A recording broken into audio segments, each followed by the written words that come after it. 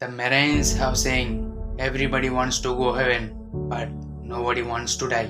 The center of bringing any dream into the future is self-discipline. Every day we are choosing stuff that's not in our best interest.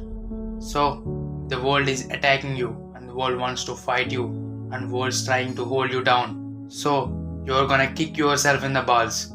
So, you will stop yourself from getting what you dream. And I think the word discipline has a kind of gotten a bad name. We think about in terms of punishment. I am not talking about the discipline in that way. I am talking about the discipline in the sense that you forgo immediate pleasure for the exchange of long-term self-respect.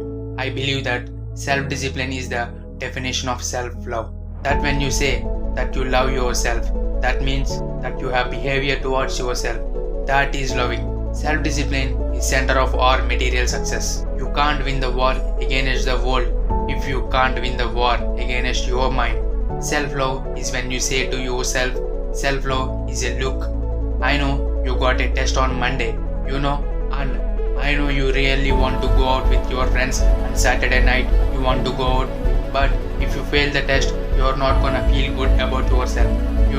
I just love you too much to let you go out tonight. Self-discipline is self-love. If you wanna be happy, you have to love yourself, which means you have to discipline your behavior. The road to sustained happiness is through discipline your behavior. We tend to base off our self-esteem on what other people think, and that's not really self-esteem. Self-esteem is supposed to be how you feel about yourself, and I was just saying how dangerous it is to allow other people to determine how you are going to feel about you, and it's kind of like it is looking into a broken mirror. You're gonna look in a broken mirror and change your face to try to look good in that mirror fast.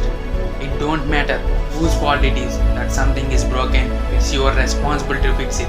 For example, it's not somebody's fault if their father was an abusive alcoholic, but it's damn for sure their responsibility to figure out how they are gonna do with those traumas and try to make a life out of it.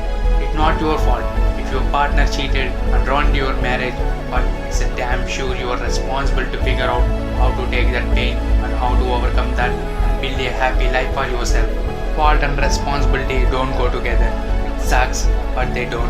When something is somebody's fault, we want them to suffer, we want them to punish, we want them to pay, we want them to take responsibility to fix it. But that's not how it works, especially when it's your heart. Your heart, your life, your happiness is your responsibility and your responsibility alone. As long as we are pointing the finger and stuck in whose fault something is, we are jammed and trapped into victim mode. When you are in a victim mode, you are stuck in suffering. The road to power is in taking responsibility. Your heart, your life, your happiness is your responsibility. Your responsibility alone. You can make a person smile, you can make a person feel good, you can make a person laugh, but whether or not a person is happy is. Put your phone down just for a second and look around. Look to the people around you. Are those people throwing logs on your fire and they're pissing on it? I want my life, I want my work, my family, I want it to mean. If you are not making someone else's life better, then you are wasting your time. The separation of talent and skill is one of the greatest misunderstood concepts for people who are trying to excel, who have dreams that want to do things. Talent you have naturally. Skill is only developed by hours and hours and hours of beating on your craft. You don't try to build a wall. You don't set out to build a wall. You don't say, I am the biggest, baddest, greatest wall that ever been built up. You don't stare there. You don't start there. You say, I'm gonna lay this brick as perfectly as brick can be laid. There will not to be one brick and face of others that gonna be laid better than this brick that I am gonna lay in the next 10 minutes. You have been in a competition with the different situations. It's difficult to take the first step when you look how big the task is. The definition of who I am is very clear to me, and it also redefines who I want to be in that. There's actually no reason to be scared. It's only just rise your day. The experience of your life, and God placed the best things in life on the other side of terror.